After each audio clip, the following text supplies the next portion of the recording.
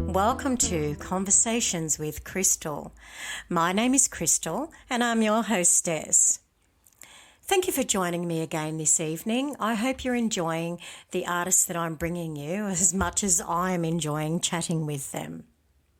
This evening on the show, I have a very, very talented female singer-songwriter from Western Australia, and her name is Connie Kis Andersen.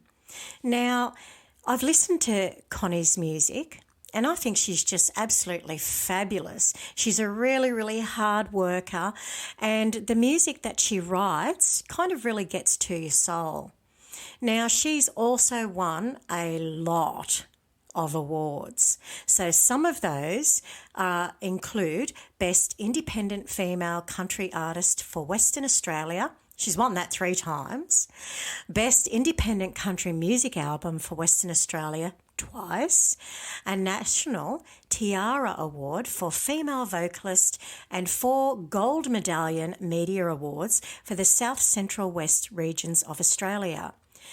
Connie has also recently received a Dusty Boots Award for services to the country music industry in Australia. Now, she has a lot of dedication and commitment to producing her music, and she also hosts a globally syndicated radio show called Showcase Australia since 2011. And that's a program that promotes new Australian country music to the world. And I feel very privileged to be able to chat with Connie this evening. So please join me in welcoming Connie Kis Andersen. Hi, Connie. How are you this evening? I'm great. Thanks, Crystal. Good evening to you and all your listeners out there. Oh, thank you very much. I really, really want to thank you for being on my show because, you're a very, very stand-out Australian artist yourself, and as well as being on the radio too with your own show. So I feel very privileged to be able to speak with you and that you've taken the time to do that. Thank you. Oh, well, it's my pleasure, and the truth is I'm just a regular person like everybody else. It's what you do, and you do what you love and love what you do. So I could not agree more. Now you're all the way over there. We're in Sydney, Australia, and you're all the way over there in Western Australia. So, I know, can't get further away really. And, I've read and seen that you do a lot of travel for music festivals and country music festivals and the like. And I would really, really, really love to see you come to Sydney. Yes, I would really, really, really love to go. But it's one of those things, getting across the country, especially nowadays with the price of fuel and accommodation and all of those things.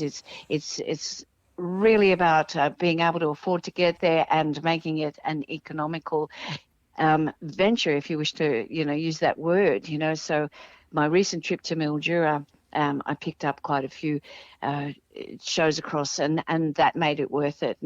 And I'm one of those people. It's like, I don't know if it's because I'm blonde, but I just can't think too far ahead. I'm blonde too, darling. Yeah. Oh, yeah. No, I knew. I thought we might be kindred spirits along that way. I think so. We have a camper van, so whenever we go, oh great, we can get a country gig out Wagga, which we've got this weekend, or here or there or wherever, we're just like, oh, paid holiday. Yes, because that's what it ends up. Yes, just you a paid holiday. We just came back from a festival in Geraldton and blew 2 tires on our caravan. So there went all my, by the time we get things repaired and all the rest. Of course. It just is, but we had fun. So it's fun. Now, I would love to know, and I'm sure the listeners would love to know, do you have any signage on your caravan? No. Country music star Connie. I have thought about it. The only signage I have is UHF Channel 40. That's the truck driver's channel, man. Yeah, I know. And 18 for the plebs like me. But I have the two channels going. Oh, that's fantastic. Yeah, I often wonder that and I'm exactly the same. Why we don't have it, I don't know either. But I think that would be a fantastic thing because you're then promoting yourself as you're driving along the road and you don't know who's going to see it. True. I have some magnetic things that I stick on, but I travel a lot of the time. Just our circumstances are such that I travel alone, and I will tow the caravan across Australia and or drive by myself. And so then I'm a little bit cautious about advertising that, I've got music gear in the car or I'm a musician. Yes. So there's that flip side that I get a bit cautious about. So I travel incognito sometimes until I actually get where I'm going. Yeah, that's actually a good idea, yes. So I've got to give you props for towing a caravan on your own because I couldn't do that. I had to do it, but my husband, we were at Tamworth one year, and this was the first year or second year I think we had our caravan. The first year I think we were the Griswolds travelling across Australia. We bumped into every tree and lost windows and different things. Oh, goodness. And oh, yes, it was an adventure. But the second year my husband had to get back to work, and so I put him on the train to Sydney, and he had to catch the plane, and then I towed the caravan home, and I had my heart in my mouth most of the time. But since then I've done it about 4 times, and I've become very at one with my caravan. It's a 25-foot caravan, and I love it. My goodness. That's fantastic. And I reversed it into our very narrow driveway in our very narrow street, and it's sort of become, my little baby. Oh, I love that. Well, does she have a name? Yes, the Caravan of Courage. Caravan of Courage, I like that. When you were saying you were, kind of hitting windows and all of this kind of thing and on the roads on your own, I could only think of the Slim Dusty song, Lights on the Hill.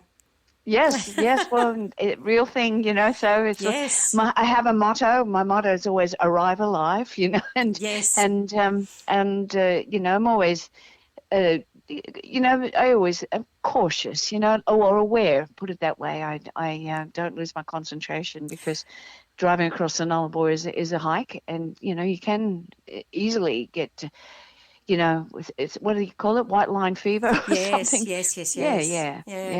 Oh, that's very interesting. We recently were going to go across the Nullarbor, actually over to Perth, but we got a gig and I went, not this time. I'd rather the gig at the moment, thanks. Yeah. Now, you'd have to play a few gigs to get here because pay for the fuel. Yeah. Yes, I know, it's just horrendous, isn't it? It is a bit, yeah. But anyway, one of my dreams was to do what Slim did and kind of drive all over, up one way and get gigs along the way, and then back down a different way and get gigs down that way as well. So, we're starting to achieve that. That's good. That's good, yeah. All right, so tell me a little bit about you, Connie. Let the listeners know who you are. Yeah, well, I guess I was born, the name Kis is a Danish name, and Andersen is spelt with an S-E-N. It's Scandinavian. I was born in Copenhagen, and my family migrated here to Australia. And actually, even though the name is Kis, my Christian name is Kis, I was called Kissa. It's like, Jennifer being called Jenny, so I was called Kissa. And so I went to school with the name Kissa Andersen, and of course I was teased unmercifully. It was a bit like a boy named Sue, So I went home to my mum and said, had I been christened something else? And I had. So it was Connie Kis. And so I changed it to Connie. And then the same with migrants, there's always that work ethic, and my family were relatively itinerant, looking for their ideal home and vocation, but they when I was 8 years old, they asked me if I wanted to play an instrument. They wanted to give me the opportunities that I guess they didn't get post-war in Europe. And so I was given, well, I wanted to play the piano, but being fairly itinerant, piano wasn't really practical. So then they asked me, was there a second option? I wanted to play a guitar.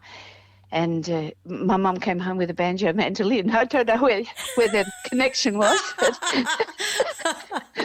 She did her best, I'm sure, She did, yes. And so I had lessons playing banjo mandolin, and then we moved to Burke, and back of Burke, yep. And yes, and I was playing banjo mandolin by that stage, and I was sight reading and playing, and as you said, Slim Dusty, he came to town, and he would involve the local talent, which also included, of course, the younger ones, and that was my first gig, playing She'll Be Coming Round the Mountain, a little medley, Red River Valley, She'll Be Coming Round the Mountain, and one other one, I've Been Working on the Railroad. And so that was my big first gig of renown. With playing Slim Dusty. Yeah, well, opening for him, wearing his hat. I'll tell you what, I am so pangry with envy right now. Yeah, well, I didn't know who he was. Yeah. Yeah, but that was my first gig. So, and that's sort of how it started, same deal. Migrant family, I very fortunate living in Australia. I had a scholarship to go to uni. Great. And it was you just did not entertain the idea of becoming a musician and going out and playing. So, I got a haircut and a real job, and I worked in education in education support for a long time, and all the while, playing music on the side, but not really entertaining the idea of becoming a recording artist or anything. And eventually I plucked up enough courage after a career in education support to step out and do my first recording because at this stage I'd started writing songs and things like that. Yeah. Fantastic. Now, what I would love to know is, do you still have that banjo mandolin? I don't, and I wish I did. Now I regret. I gave it to my friend who was from Canada, and he had a little baby. And that was my gift to the baby, because my friend was a musician, and so I gave him my banjo mandolin to give to his baby boy. So that's beautiful. So I don't have it, and I've lost contact with my friend. So yeah, I don't know where it is, but someone just recently gave me a banjo mandolin, but it needs so much work that the luthier just didn't want to look at it. Oh, no. He said, no, just hang it up as a decoration. Yeah. So when did you get your first guitar? Well, my first guitar, I think I got it when I was about 24. And, really? Yeah. I say to people, I'm no spring chicken, I'm a sprung chook. So, and I get that out of the way because I think, there is this idea of, the industry is only for young, beautiful people. And so it was a little hard, but I've somehow forged my own path and written some songs that have been very successful. And I learnt to play guitar by myself and had a couple of friends teach me things, but now I know what I have to do when I go in cold with a band. I just say, follow me, boys, and I set them up, and away we go. That's it. They need to know their place, isn't that correct? That's right, yes. I don't know about you, but I find, because I play mandolin and banjo as well as guitar. Oh, okay. And I always find it difficult if I'm playing mandolin or banjo and then I pick up the guitar for the next song, I go, oh, where am I? Yes. Because it's just a fraction different. A little bit, yes. I have a mandolin as well, and the only song I ever play on is if we're doing festival, we do Copperhead Road. I know about 2 or 3 chords. because the way I played mandolin was actually individual notes and tremolos rather than chords. Yeah. So it was like another learning curve for me. But so I can play Copperhead Road really well. It's interesting you mention that because we go to a jam night and I'm the only one that plays mandolin or banjo there. Oh, okay. And I've been asked to do Copperhead Road in a few weeks. Isn't that interesting? Yeah, 2 chords. You can do it. Oh, yes. Well, I actually bought my mandolin because during COVID, I was watching or listening to Maggie May and I went, oh, that's a mandolin. I reckon I could play one of those. Yeah. And I went and bought one. Good. So that's how that come about. But and what brand is your mandolin? And what do you consider a good brand and what makes it for you? Well, my mandolin is an Ibanez, and I have no idea what makes a good brand, to be honest, because this mandolin was, here we go again, it was a friend of mine who was a musician, and it was his dad's, and he didn't want anyone to, his dad had passed, and he didn't want anyone to, just anyone to have it, so he asked me would I buy it. Oh, nice. Nice. Yeah. So I didn't know what I was buying. I ended up getting a little pickup to go on the outside of it, and apparently, according to Dwayne Elix, who plays banjo and mandolin at Mildura for many years, Dwayne said it's a really early old mandolin, so it's like at least 30 years old or something like that. Nice. 40 years old. Yeah. Nice. There would be some workmanship in it, in other words. Yeah. Yes. I think so. Yeah. So I've had it set up, and as you do, and all that stuff. But I really can't tell you whether it's a high end or a low end mandolin. You know but what? I guess the job. I guess it doesn't really matter so long as you enjoy playing it. Yes. Absolutely. Yeah. So now you've got a guitar. Have you got more than one guitar? Oh, don't ask me that question. That's a loaded question. It is. Yeah, I think I have about 10 guitars. I have a few in the US as well.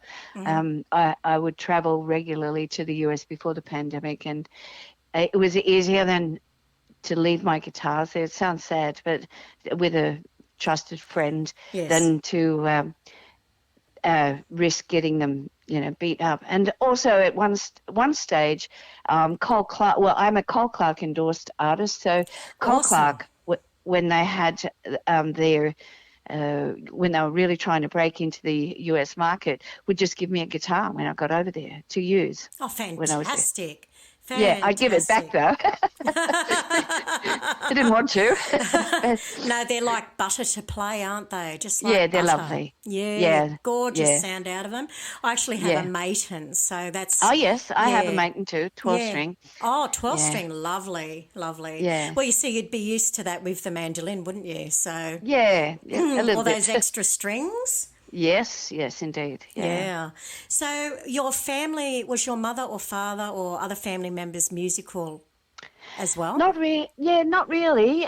Interesting that you asked that. But what I think is the situation with any I guess people who are migrants from that generation, especially European, they would sing a lot at parties. They would sing a lot at sort of celebrations and all of that stuff. But they didn't really encourage singing as a profession. So, did my father play an instrument? As he got older, he bought himself an organ, nice. And he loved to play. And my mother had a very fine singing voice when she sang, at these celebrations. But not really, in a career where they would sort of show me how to play, Yeah, that's right. Or be the example. Yeah, so you've done all this more or less on your own. Did you have guitar lessons as such, or? Well, not formal guitar lessons. I had a friend teach me, so a whole lot of stuff. So he was my formal teacher, but he wasn't really a teacher. Yep. He was just someone who was way more advanced than I was.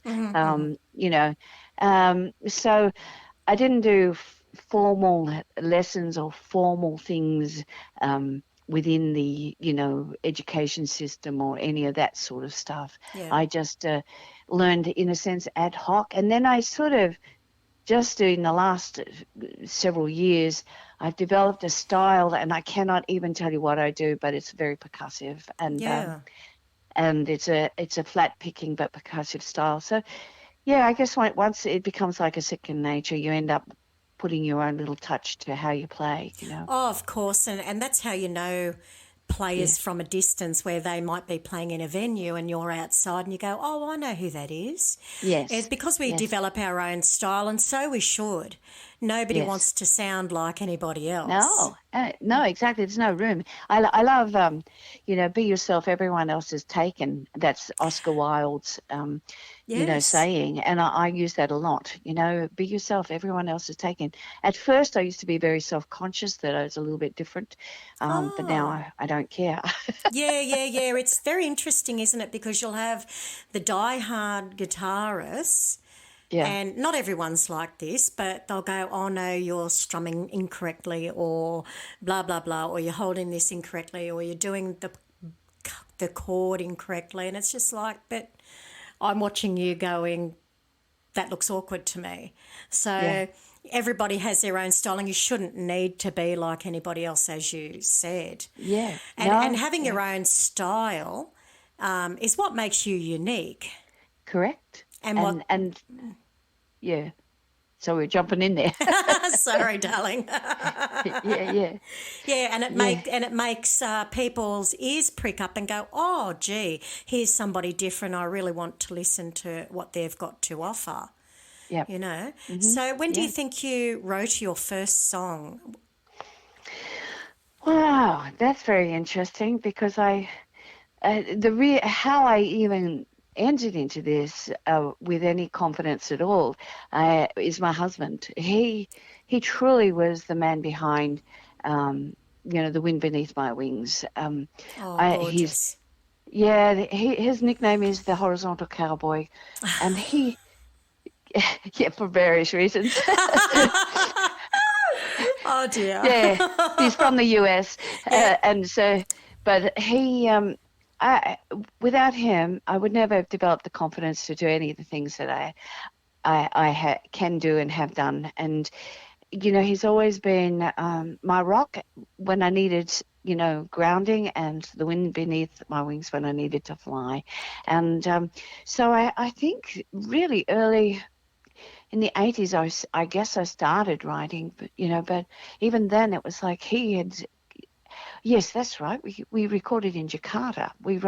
I wrote 6 songs with a friend, and we recorded in Jakarta in 1984, I think. Oh, that's awesome. Yeah, I told you I'm no spring chicken, right? So that's all right. Neither am I, darling. So okay, good. Yeah. And I kind of want to go back to what you mentioned earlier, that people think that the music industry is just for these young, pretty things. Mm-hmm. But it's kind of not, because as we get older, we have so much life experience, which is where we can write from. Yes. And we have also more endurance, I reckon. Absolutely. And, I think the other thing is, I think there's room for all. Absolutely. I have no problems developing and helping and encouraging young artists. I say to them, because again, I have a radio show, so I have an ear that is selective, mm-hmm. and I say to them, be yourself. The same thing. Don't sound like any. There's no room for a second Casey Chambers or a second whatever. Have your own voice, and that it would be my greatest criticism of the younger artists coming through, that they all sound the same. Not all of them, but there's a big chunk of them that do sound the same, and it's very formulaic, if that's the word. Yes. And there's nothing wrong with formula. I've done many courses in songwriting at Berkeley and other places, but you still need to have your own stamp. And absolutely. I think that's what's missing with some of these. You can predict exactly where it's going to go, how it's going to shift, where the chorus is coming in, and and that's where I encourage the younger artists to stand out, because they don't stand out if they all sound the same, 100%. Now, just on songwriting, because I write songs as well. Yeah. But what do you think, or what is your belief on what makes a good song? Well, there's lots of things for me that make a good song for me.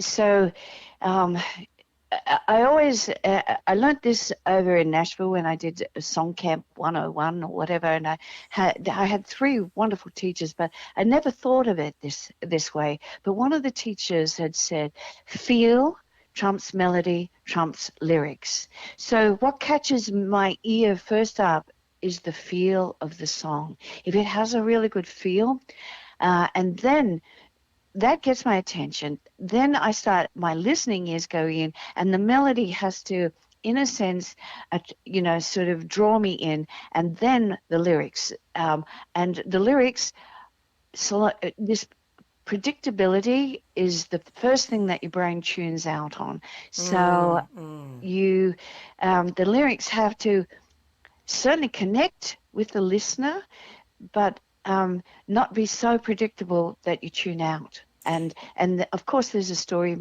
There's got to be a beginning, middle, and end type of thing, or some resolution in the song. You can't, it's like having the hero die at the end of a movie. You don't want to. You want.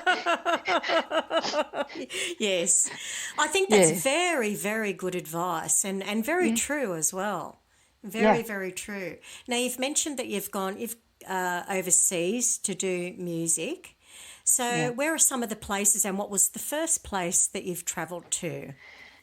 Well, I guess, being married to an American, I've always,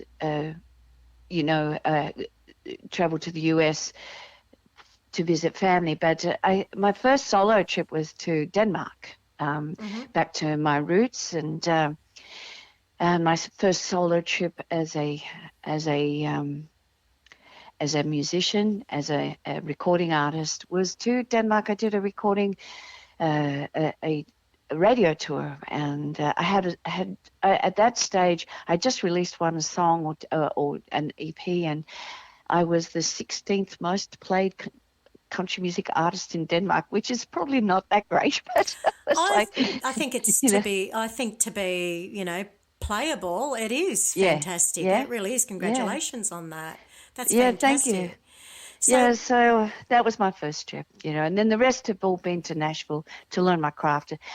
And the truth, sorry, I'm jumping in. I know you just had a question. No, that's fine. That's fine. Yeah, but I truly did not enter into this business as an artist. I actually entered into this business as a songwriter. I was pitching songs to profile artists, and Celine Dion nearly recorded one of my songs. That's how this all started. Yeah. There you go. That's absolutely fantastic. The question I was going to ask was about, where do you believe the music capital, as we know, is Tamworth here in Australia? Yeah, that's the country music capital. Country music capital, correct. Yeah. Where do you believe the country music capital is in the US? Well, I mean, I'd get shot if I didn't say Nashville. Yeah. So, but there's Austin, Texas. Okay, yeah.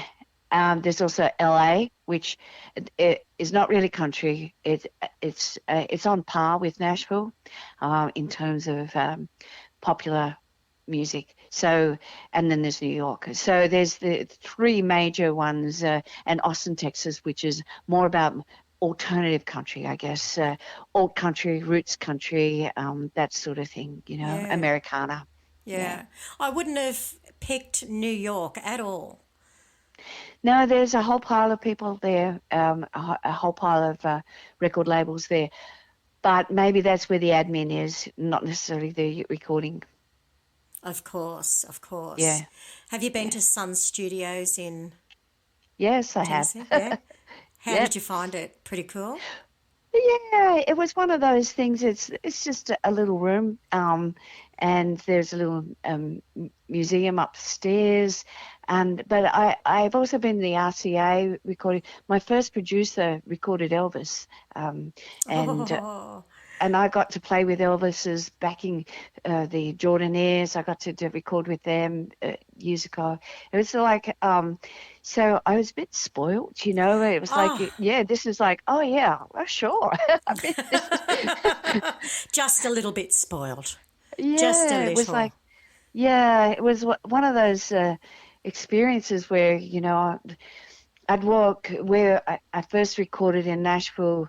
My first producer sadly passed away during COVID. Oh, He had 14 Grammys at that stage, and you know when and he became a good friend of mine when I would go to the studio down there. The Dixie Chicks producer was there upstairs, and he'd call me Miss Connie, and it was like, everybody is very respectful. Everybody is very appreciative of everyone else. It doesn't matter where you are on the ladder. mm-hmm. And I found that very refreshing, it was, and mind-blowing too, because I was so intimidated by it all, at first. You keep But taking questions out of my mouth. there you go. Because that's what I was going to say. Did it intimidate you to be Yes. with Yeah, those absolutely. greats, Oh, yes, absolutely. Absolutely. I think over the years, and with so many things, experiences, I've relaxed a little bit, but oh yes, I was totally intimidated by everyone. And that's where this whole thing about be yourself, everyone else is taken. I have learnt to just get up there and do it, and not be intimidated by people and things and other things. And that's what comes with age, again, Absolutely. as you Mm-hmm. an experience sort of thing. So, yeah, no, I've had a really charmed experience. I mean, I remember thinking that I'd never get to Nashville, and then all of a sudden, 23 trips later, the pandemic kicks in. Yes. Oh, my goodness. Yeah. Yeah. And how did you cope with that? Because I'm sure you would have had gigs lined up and, Yeah. Well, traveling to do. Mm-hmm. part of me just went, oh, I can breathe.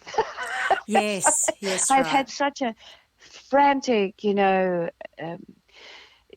sort of lifestyle. I was just going from one thing to another, and I thought, no, this is good. I need this time out. And this is, as they kept saying, it was a reset, and Yes. Mm-hmm. and I have another producer whom I have really become very fond of, and he's produced my last 3 albums, and he's a wonderful man, and we're doing the next album, Long Distance, but and I can't quite get there because I have no one to house sit my dogs. I've lost my mum and dad, and they Oh, used to look after my dogs, and I don't want to leave my husband here. I feel he needs to come see his family. It just shouldn't be me, So yeah, yeah. we're just sitting.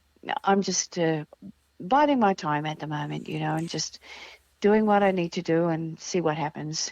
Oh, something will turn up, I'm pretty sure. Yeah, I have faith. Now, your husband, is he in the music industry? Does he play guitar Oh, no, or? no. Yes, he's in the music industry. He's a groupie, and he gets to sleep. Yep, and he gets to sleep with the lead singer. That's his line. I love that. That's a beauty. Yeah. Oh dear. So, Connie, why country music? Well, I don't know. To be honest, I really don't know. I think it's the funniest thing because, when I do a pub gig, I'll do all the classics, and but I remember one of my first gigs, I was wearing cowboy boots. I was walking through Denmark with cowboy boots on, and I wasn't even doing country music at that stage. I think it's just the leaning towards the acoustic guitar and the instrumentation. And I would say my music is probably a little bit alt country, probably a little bit more roots country, Americana, not your mainstream right up there type of Keith Urban type of country, Well, we call that kind of rock country rock. Yeah. Really. Well, that's where I think anyway. Yes. But yes, and no, I've listened to a couple of your songs that you've sent through, and so the first one I'd like to play. We'll actually listen to one of or two of them actually, but one first. Okay. And can you tell the listeners how this song came about? And it's called "Hurt." Oh, yes. Well, put it this way, I wrote this song traveling across the Nullarbor. Mm-hmm. I was going through a very difficult time with family, and but I'm not one to write in the sense that that I wanted to name or anything. I wanted to write it in a generic fashion that people could be. And years and years and years ago, I'd been in a very toxic relationship with someone else. And so I sort of just gathered my hurt feelings. And this sounds a bit weird, but when you're driving, the tires will give me a rhythm. Absolutely. Yeah. And so I just got this sort of sense of, trying so hard to repair the relationship, and all I got back was hurt. And so I wrote the song, how that, and drawing on previous relationships, with people before the horizontal cowboy. Well, I listened to it, and I think it's a heart tearer. So I think what we will do is listen to your single called "Hurt." Thank you.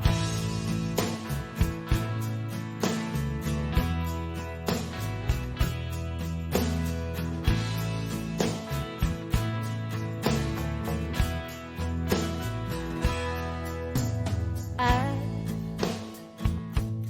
made up my mind. This thing we've got going is wasting my time. By now you should know me, still you can't read the signs. So now I don't care, I've stopped being there for you. 'Cause I can't love you anymore, I've got to leave and lock that door. I tried to make things work, but all you give me is hurt.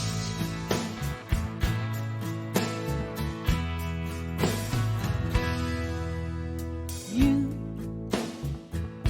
it's all about you. I just want you to love me. Is that so hard to do? Instead you just judge me and you criticize too. So now I don't care, I've stopped being there for you. No, I can't love you anymore, I've got to leave and lock that door. I tried to make things work, but all you give me is hurt.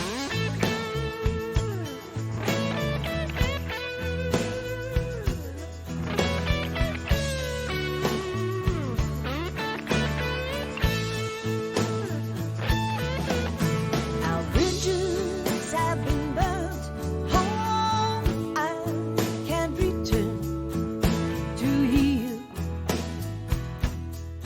or to heal that hurt. So I can't love you anymore, I've got to leave and lock that door. I tried to make things work, but all you give me. No, I can't love you, love you, love you. I've got to leave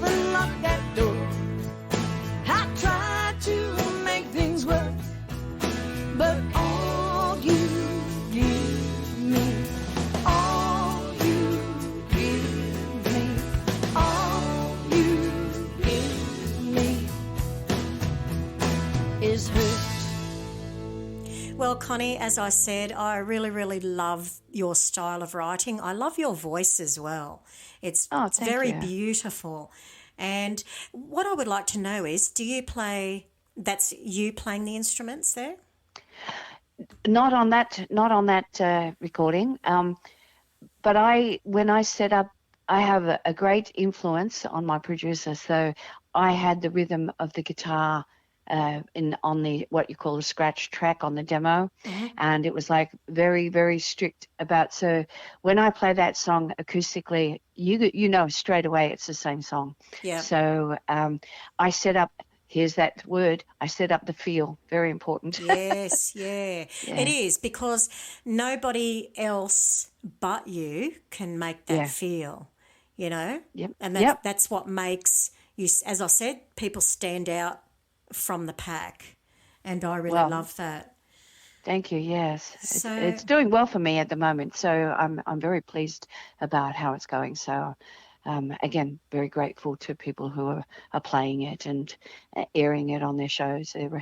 It's my first release in a long time, and I'm just so happy to see it do so well. yeah, I think it's lovely. Now, speaking of how many songs you've written, let's talk about that.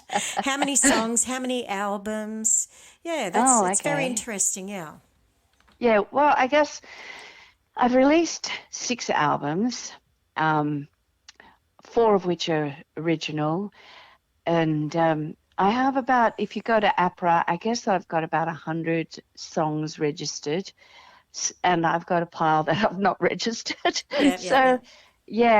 And in terms of recorded, probably 4 albums worth recorded, and I'm just in the process. I've just pretty well written another 10 songs for another album. So, and that's what I'm going to get my teeth stuck into in January, because I'm just heading out on the road for another month, and then Christmas is here, and that's a crazy time, and then January is quiet, and we'll start really working seriously on the next album, for want of a better word, because people don't buy albums anymore. No, well, I still call them albums myself, or Yeah, CDs. I know, We all know what we mean. Yes, exactly. Yeah. Now, are you coming to Tamworth next year? I and ah all the time about that, but the truth is, by the time I get to Tamworth and home again, I'm out of pocket by about $5,000. Oh my goodness! Yes, because there's. I don't know if people are aware of this, but most of the time it's pay to play in Tamworth. You rent the room, or if you do get paid, it's a nominal fee. Most of the fee you don't get paid, and it's a smorgasbord for country music fans. But it's yes, and people say, treat it as an expo, for your music. But I'm at the stage where I would rather spend that money on my album than on driving all the way across there and getting lost in the shuffle, because there's so much great music over there. People just can't even sift through their program to find new stuff. It's one of those experiences that I went there for 7 or 8 years and thought, long story, I actually at one stage, was diagnosed with cancer, and I missed one Tamworth because of cancer, and I had to start at the bottom of the ladder again. And I thought, I can't do this. So I'm not going to Tamworth. Yeah. Yeah. Well, I'm glad that you've recovered fine from the cancer. Yeah. Oh, that's good to hear. I'm pleased. I'm a stage 3 cancer, and 12 years clear. So good. I'm a walking example for people not to lose hope as far as those who are going through that process. It's not a fun time, and but that's okay. Yeah, good. I'm glad that you've recovered. That's nice to hear. Now, I actually have to say, I did not realise that that's what Tamworth was about. You didn't? I did not. I don't know what I thought. I didn't actually think anything, I don't think, but I'd never realised pay to play. That's quite interesting. I did not realise that. Well, pay to play in the way that, in the sense that you have to book the room, Yes, you yes, pay yes, for the yes, yes. room, and then, whoever comes, whatever ticket price you ask for, you can divvy up, but it's usually very low. You don't cover your costs at all. And Yeah. that's a musician's insight, and maybe I'm telling stories out of school, but No. I think that a lot of punters, music fans who go, there's so few musicians who come away. A lot of the people the bands get paid, because it's usually people like me who need a band, and I will pay the band, and Right. solo players. So the bands will get paid. A lot of people get paid, but not someone like me coming from Western Australia. And so it's just, I could pick up gigs along the way, but I'm just, I'd rather work on my album. Yeah, So, right. Well, that's yeah, some food for thought there for other artists, that were thinking of yeah. how do I break into Tamworth? Well, there's the answer, I Yes, well, I think. mean, you have your walk-up stages, and you can do but you don't get paid for any of those performances. No, no. Um, and I can tell you other stories, but we'll do that behind the scenes. Yes, I think so. Now, while we're talking of stories, I'm sure you've got a funny story or two from your Yeah, time on the road. So let's hear one or two, hey? okay, all right. Well, when you warned me of that question, I thought, I don't have any funny stories, and then I realized, yes, I do. And and I'll tell you, and I'll put it out to the world. I certainly couldn't do it at the time. We've had the Namban Country Music Festival here going for, it went for 5 years, over 6 festivals, and always a wonderful festival, and like a big family, and such a great camaraderie. And I do have a gospel album out, and Oh, so nice. I would always get the job of being the MC at the gospel section of the festival. And anyway, it wasn't the last one, but the time before. And I had the schedule, what time we were starting, and all the rest. But in my head, because I'd been so organized, in my head, I actually thought that's when I had to start getting ready for the MC.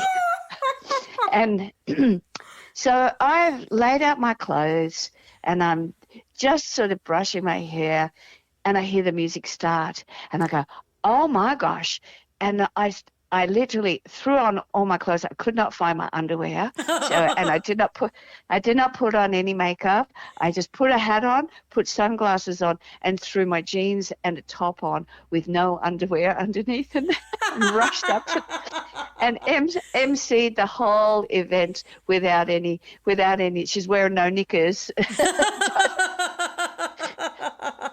Oh, that's a great story. Yeah, so that was one of those, and it's like I didn't tell anyone at the time, of course. It was like, yeah, the shades were on, so no makeup, the shades were on, and the hat was down over my head, and yeah, and fortunately the shirt hung down, so you couldn't see that I was not wearing any. No. But I had jeans on. Yeah. But it was like, Were you the whole time thinking, oh, I can't wait to go and get my undies on? something like that. It's like, yeah. And what about another one? Have you got another good one? No, I can think of embarrassing ones. I couldn't really tell you. I wouldn't be still not ready to tell you. But, What about with travels with your caravan? Anything, like Slim? Slim talks about, they got stuck in mud and all of this kind of thing. And so have you got something like that maybe? Oh, sure. If you go and look at my just this weekend, if you go and look at my personal, I think also on my artist page, I was driving, and we're coming back, and I said to and the winds were very high, and I said to my husband, oh, the winds are very high. The car is not doing this very well. I said, and I was looking for a place to pull over, and I had the pedal to the metal, and I was really trying hard, and the next minute a car passes us, and they're all gesturing to pull over. So we pull over, and one of our tires is down to the metal. Oh, jeez. And totally shredded. And we had just, we're wood ducks when it comes to mechanics and things like that. So we always get our van serviced before we go on a road trip. And they had cleared it and said, no, it's roadworthy, blah, blah, blah, and, done all their little services on it. But we had just passed through some roadworks, and I think we must have done something to the tyre, and it just blew. Oh, my and goodness. we're very fortunate. And then the next day, the other tyre was done. We didn't have a spare, but we pumped it up every half hour Oh, going goodness. home. Yeah. But you made it home, so thank We goodness did for make it that. home, yes. And my poor husband had to. The caravan place couldn't fit us in, so we're narrow driveway and under caravans and pulling off tires and wheels, and so that wasn't funny, but it was. No, but we're alive. Yeah. Not funny, but you're alive. That's right. And you know what? All of these experiences on the road, they will make a great book. Yes, I guess they would. Yeah, because. Our tyre looks like spaghetti, and it is on that. It's on the Facebook page. I just said, the joys of road tripping, sort of thing. Oh, wow. So, what was the question I was going to ask you? It just flew out of my head. Did it? It did. Who is the best live act that you've ever seen, that you've gone to see? That's a really, really, really hard one, because there's so many great acts out there. And, I mean, I've just come from Mildura, and if you talk about entertaining, then, I think Rodney Vincent is one of the funniest people out there as far as entertaining audiences. He has them in stitches all the time. If you think of entertainment, I think Becky Cole is a wonderful artist, all-round artist, just a beautiful singer, a fantastic instrumentalist, and she has a joke or two up her sleeve. So she's just the all-round, artist that I think is just, great. And so there's so many of them. When I saw that, question, I thought, I don't know. I could say me, but that wouldn't work. Yes, it will. Why not? But yeah. So, I've seen the Stones. I've seen Chris Stapleton up live. I've seen Little Big Band. What is it? Little Big Town. Oh, they're all just so fantastic. Gretchen Wilson. They're all wonderful. So I don't have a real favourite. They're just all of them, again, are fantastic in their own right, Do you often find that, such and such is playing here, and then you go and check the date and go, I've got a gig? Yes, that happens a lot. Yeah, it does. It happens to us all the time, because we're like, I really want to go and see, this artist or that artist, and it's like you're checking, you go, we're going to be in Wagga that day. So no. Yeah. No, I yes, that happens quite a lot. There's little clashes along the way, but yeah. Something that's just come to mind. How do you find good, nutritious food on the road? Do you cook it yourself, or? Yeah, well, that's an interesting thing, because it depends which direction you're travelling in. If you are travelling north and south in Western Australia, you're fine. You can buy your fresh veggies and just put them in your fridge or your esky or wherever. But if you're going east west, it's terrible, because there's so many quarantine points that you have to give over your food. So on those sort of situations, I'll either pre-cook something and heat it up, or just wait till I get to the other side and start eating better. Yeah. Because at Mildura just recently, I had a great motel room. It was fantastic, and they had a microwave, so I could heat up things and buy one of those salad bowls, and that's how I would, not necessarily pay through the nose going to a restaurant every night for food, or, you know, going to a takeaway. I could eat and have some degree of control over what I was eating too, you know. Yeah, because I know myself because we travel a lot, as I said, Yep. and it's like, well, okay, let's empty the pantry and the fridge, put it in the van, because I don't want to be paying for food that's I'm probably not going to like. It's probably loaded with sugar and fat and all of these kind of things, and make me feel ill. And it's a little bit of a juggling, and expensive, as you mentioned. So it's a little bit of a juggling act. Yes. Yeah. Well, I mean, even across the Nullarbor, I bought a sandwich, a ham and cheese sandwich, and a coffee. And that cost $14 for breakfast. That cost $14. Oh my God! Yes, that's just too much. And the bread. I asked, "Do you have any brown bread or wholemeal bread?" No, and the bread was stale. Oh, wouldn't you spew? Yeah. Oh, goodness. Yeah. That's a big thing. Have you found, because you've travelled so prolifically before COVID as well, that the prices for everything have just skyrocketed, hasn't it? Totally, yes. And I have to say, I'm still getting what I used to 10 years ago for gigs, you know, and that's not gone up at all. But prices, absolutely. I've heard that a lot and experienced that a lot as well. Yes. I've had some people tell me, I'm still getting the same money for the band I did 40 years ago, and I'm going, what?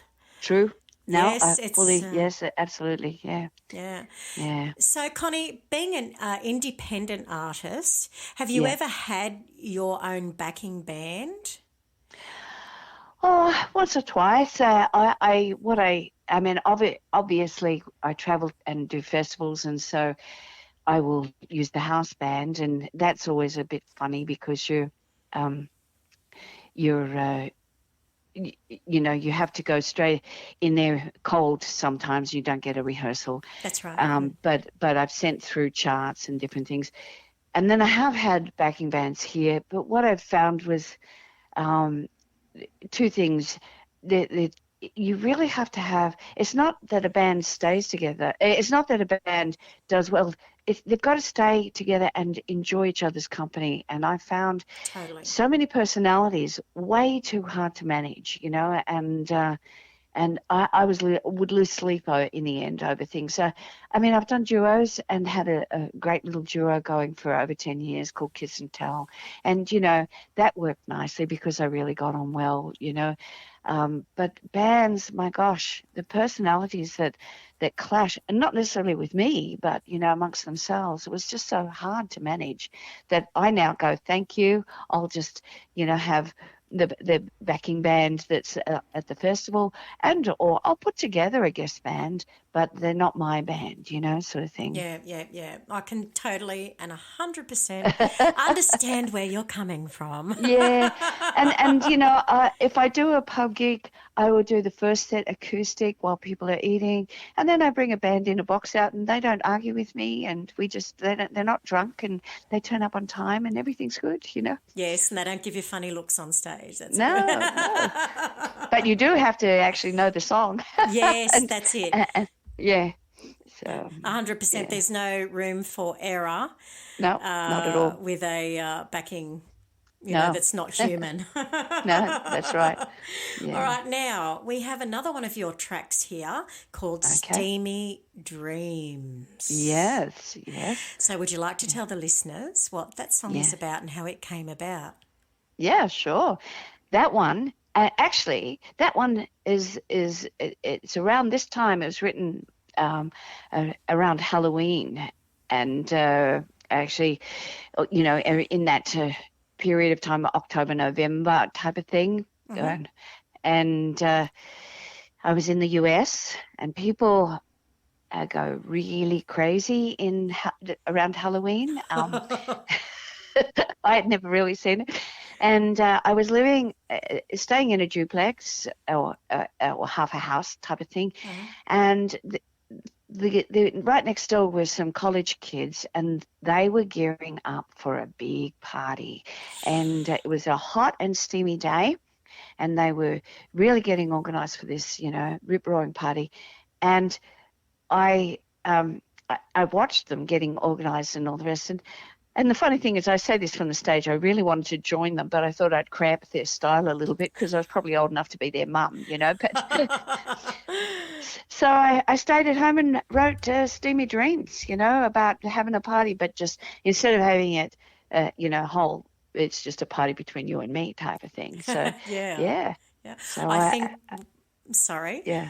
No, that's okay. So that's how that came about. Yeah. Oh, that's awesome. All right, so what we'll do now is just listen to Steamy Dreams.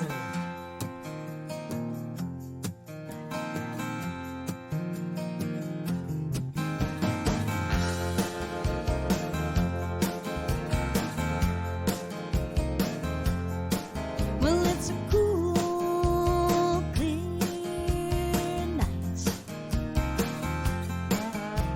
The moon is full, I'm feeling alright. Well, now the day is done, the music's on. Come on now, baby, let's have some fun, yeah.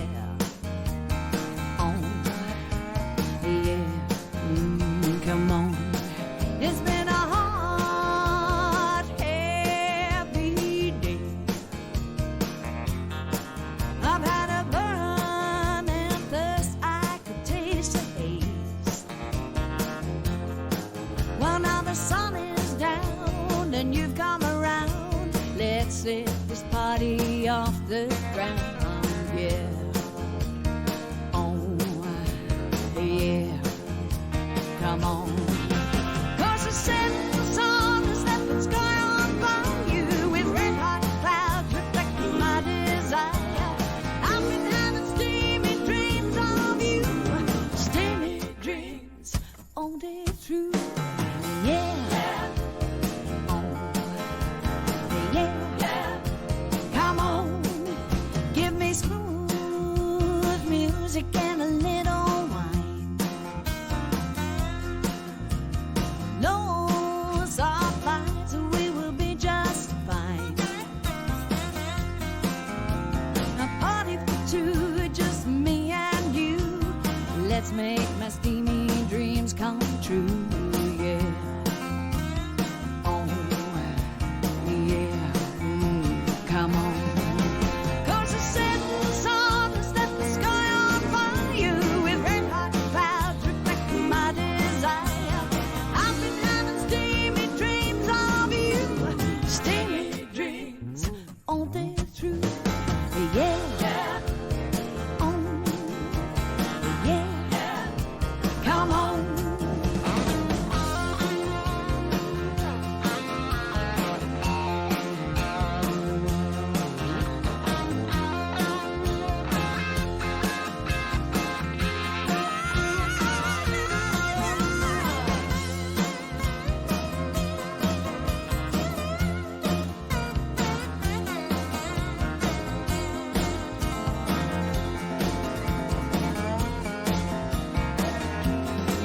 I said the setting sun has left the sky on fire with red hot clouds reflecting my desire. I've been having steamy dreams of you, steamy dreams all day through. Yeah. Oh, yeah. Come on. Steamy dreams all day through. Steamy dreams, me and you. Steamy dreams coming true. Yeah. Oh, yeah. Come on.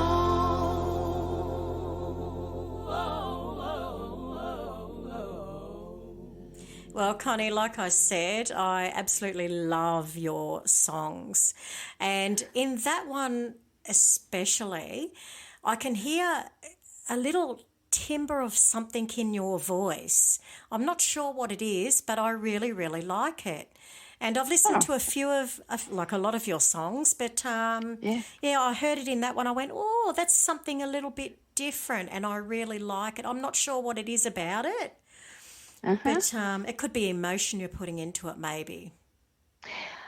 Well, it's funny you should say that because people will come up to me after a gig and they'll say, "Oh, you really channeled so-and-so, whatever song I was singing." And I say to them, I don't really channel whoever the act. What I channel, I'm really, really big on the lyrics, and I channel the story. I'm in the movie of my songs. I'm always in the movie of my songs. It doesn't matter if it's my song or it's a cover song. When I'm singing a song, I'm in that little storyline, and so I sing it from that perspective. So that might be what you're hearing, and sometimes it translates into emotion. Sometimes it's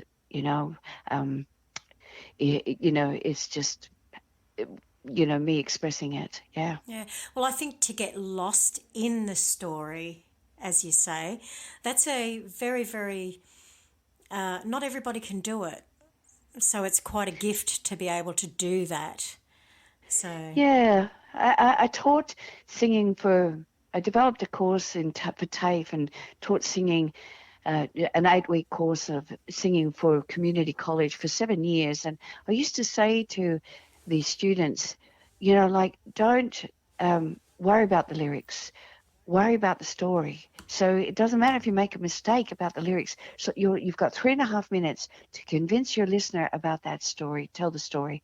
And because, everyone's always so worried about the lyrics. And even though I listen and they're very important to me, it's the whole package. It's the story that the lyrics are telling, And so I would always say that to my students, just pay attention to the story, tell the story. Don't worry about getting the lyrics completely right. It doesn't matter. Right, that's really, really good advice. That's really good. So do you still do singing lessons or maybe guitar lessons or? Well, I just had someone asking me. I haven't really, but I'm thinking I worked for years as a relief teacher in education, even after I resigned, and I work with children with disabilities, and I did an awful lot of music with them, and they loved it, and I loved the kids. But I got to the stage where I was I'd pick up every little bug that was coming through the school, and I was getting sick all the time.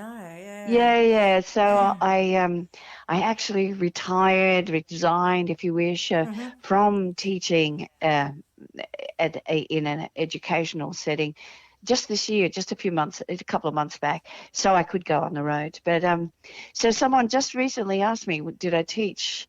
And I said, well, I did years ago. And so I think I might just, once I get back home and settled, offer a day or so of teaching, to people for vocals. I do workshops. I've taught, for bush balladeers, and just recently I did a big workshop on just protective vocal techniques. I don't teach style because everyone has their own, but how you can sing for 3 hours and not lose your voice, or you do 3 gigs in a row of 3 hours each, and and you're the solo, or 4 hours, and I don't lose my voice unless I'm actually ill, sort of thing, and that's it's called speech level singing, and so I teach that a lot. I have in workshops and things like that, and I'm thinking of now, revitalizing that aspect of my business, sort of thing. I think that's fantastic. I think that you have a lot to offer others, and and I wish you a lot of success with that, and with all of the things that you have coming up, which I'm sure are more festivals, your new album coming out. When is that? Do you think that might be coming out? Well, I think it probably mid next year, if I'm realistic. So 2024. Yes. Yeah, fantastic. And I think realistically, I'm not going to get it done for early 2024. I think mid 2024, and where all the T's are crossed and the I's are dotted, type of thing, and everything is lined up.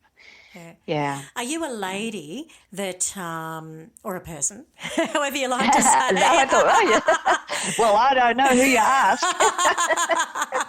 Are you a lady that, like me, I get very picnicky, nitpicky it. Yeah. Oh, like I don't like that bit of guitar work there, so I'm going to go in and change it.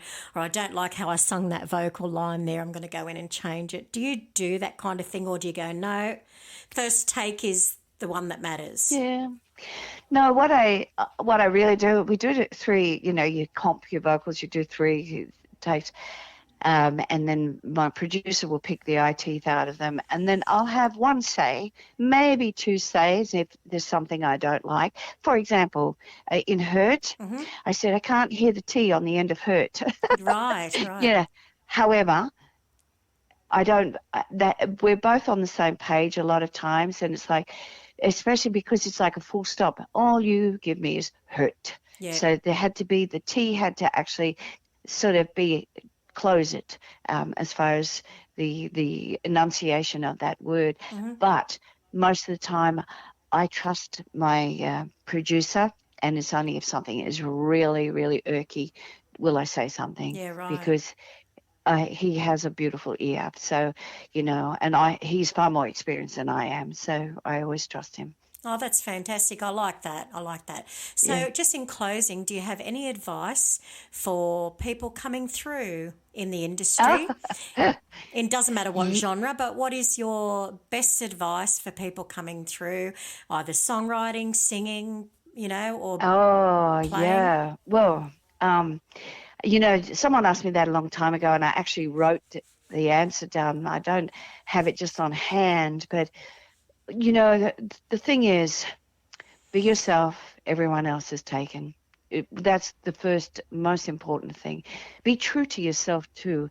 And that means, be honest with yourself in terms of how you feel about what's happening in terms of your music and your career. I work hard, work harder still, because it's not going to land on you. There's only a very small percentage of people that will have, fortune landing in their lap. You're going to have to work for it. However, be grateful for all the blessings and all of the experience and all of the opportunities that do come your way, because they are a privilege. I remember saying this to a young artist. It was just on social media, and I said, she mentioned she was doing something and playing something. I said, great. I said, make it, you're very privileged to do this. And she took it the wrong way. And the truth is, every day above ground is a privilege, let alone if you're now pursuing your dreams and your dreams are coming true and your dreams are small steps. It's a privilege, because not everyone has that opportunity. 100%. Yep. Yeah, and so be grateful and say thank you. No, I think that's great advice. Great advice. All right, Connie, well, I thank you once again for joining me this evening. I've really thoroughly enjoyed chatting with you. Thoroughly. It's been fun. Yeah. Thank you. No, thank you for asking me. It's been a pleasure. Oh, you're welcome, and I hope to meet you one day and have a jam or something.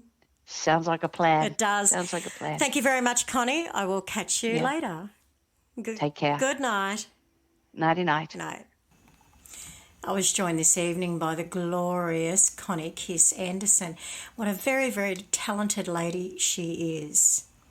Thank you for joining me this evening, and please stay tuned for next week when we have another fabulous guest. I hope you're all doing well, and please stay safe, stay happy, stay cool, stay awesome, and most of all, please stay tuned to this channel. Good night.